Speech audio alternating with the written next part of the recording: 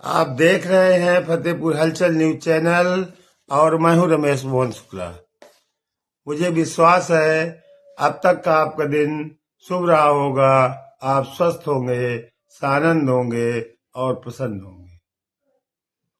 साथियों, आज मैं एक गंभीर और महत्वपूर्ण मुद्दे पर आपसे बात करने के लिए आया हूं। रामचरितमानस के सुंदरकांड में गोस्वामी तुलसीदास जी ने विभीषण के द्वारा रावण से ये कहलाया था कि गो द्विज धेनु देव हितकारी प्रभु तव मनुज तन धारी, यानी भगवान का जन्म जिनसे आप बैर ले रहे हैं उनका अवतार ही धेनु मतलब गाय, ब्राह्मण और देवताओं के हित के लिए उन्होंने मनुष्य का रूप लिया है। ये केवल रामचरितमानस में नहीं है, हिंदू धर्म के अनेक पुराणों और उपनिषदों में भी ये लिखा हुआ है। लेकिन दुर्भाग्य आज इस बात का है कि जो राम को मानने वाली यह तथाकथित सरकार है, राम के राज के नाम पर राजनीति करने वाली जो सरकार है, उसमें जिस तरीके से गौओं की हत्या हो रही है वो अकल्पनीय है। अकल्पनीय मैं इसलिए कह रहा हूं कि उसकी कल्पना कम से कम इस सरकार में नहीं की जा सकती थी।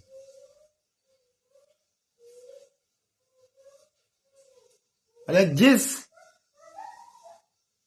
देश का कर्जा 2014 में केवल 54,000 करोड़ लाख रुपए था, आज उस देश का विदेशी कर्जा 2.25 लाख करोड़ से ऊपर हो चुका है। यहां तक कि इंटरनेशनल मनी फंड IMF ने भी वार्न कर दिया है कि आप GDP का 85% कर्जा ले चुके हैं, आप अब इससे ज्यादा कर्जा मत लीजिएगा। उस सरकार को भी अपनी आवश्यकताओं की पूर्ति के लिए गाय के मांस के निर्यात की और दारू की दुकानों से राजस्व की आवश्यकता होगी। मैं मुद्दे से भटक जाऊंगा। बात मैं गोहत्या पर करने वाला हूं। अभी परसों 2 दिन पहले कानपुर जिले के बिल्हौर क्षेत्र में एक गांव में 150 से ज्यादा गोवंशियों के अस्थि पंजर, सींग, मांस ये सब मिले। जैसे ही लोगों को मालूम हुआ, वहां कुछ बजरंगी इकट्ठा हुए, कुछ विश्व हिंदू परिषद के लोग इकट्ठा हुए और आसपास के ग्रामीण भी वहां इकट्ठा हो गए और हो हल्ला करने लगे। उस हो हल्ला का नतीजा ये हुआ कि वहां पर बड़े बड़े अधिकारी भी पहुंचे और उन सब ने ग्रामीणों के आरोपों पर उस गांव के पूर्व प्रधान और वर्तमान प्रधान सहित अनेक के खिलाफ FIR दर्ज की और जो उसके संरक्षक थे, उस चौकी के चौकी इंचार्ज, मुख्य आरक्षी, उन सबको निलंबित किया गया।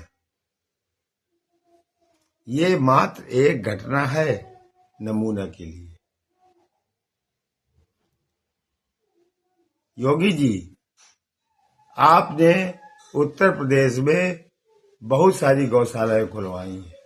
मेरे अपने फतेहपुर में 68 गौशालाएं हैं और मैं चैलेंज करता हूं कि किसी भी गौशाला में आप चलिए, किसी को भी मेरे साथ भेजिए। हर गौशाला में के किनारे खुदे गड्ढों में कम से कम 10 से 20 गोवंशों के अस्थि पंजर निकल आएंगे। मरना गलत नहीं है। मर भी सकती हैं गायें, लेकिन वो जिस तरह से भूख से तड़प तड़प कर मर रही हैं, बिना इलाज के मर रही हैं, चिंतनीय वो है। और फिर मर जाने के बाद भी उनको मृत नहीं दिखाया जाता, केवल फंड प्राप्त करने के लिए।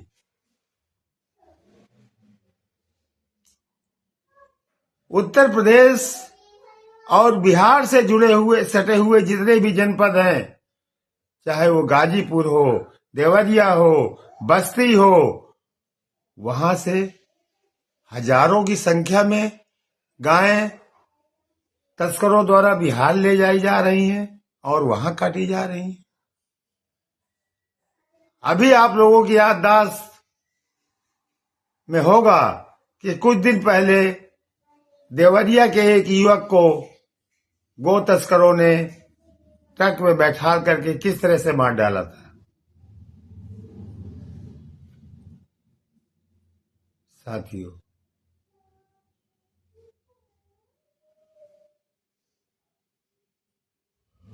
ये कहीं से भी शुभ नहीं है। आज भारत विश्व का दूसरा सबसे बड़ा गौ मांस निर्यातक देश बन गया है। और ताजुब तो इस बात का है कि भाजपा के इंसाइक्लोपीडिया कहे जाने वाले प्रवक्ता सुधांशु त्रिवेदी जी कहते हैं कि जो पूर्वोत्तर राज्यों में जो गायें हैं वो देसी नहीं है, उनको हम माता नहीं मान सकते, इसलिए वहां गोमांस खाया जा सकता है। गोवा में गोमांस खाया जा सकता है, लेकिन महाराष्ट्र में नहीं खाया जा सकता है। ये कैसा कुतर्क दे रहे हैं भाजपा के प्रवक्ता।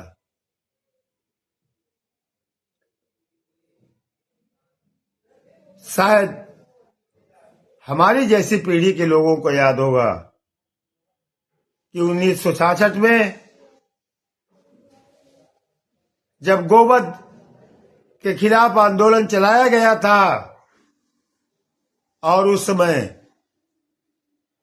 कि तत्कालीन प्रधानमंत्री इंदिरा गांधी ने गो सेवकों और संतों पर जिस तरह से गोलियां चलवाई थी, और उसके बाद उस पार्टी का, उस परिवार का जिस तरीके से अंत हुआ, ये हमसे आपसे छिपा हुआ नहीं।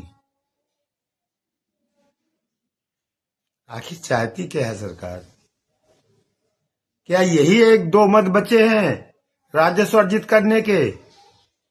11 साल हो गए नरेंद्र मोदी को इस देश का प्रधानमंत्री बने हुए।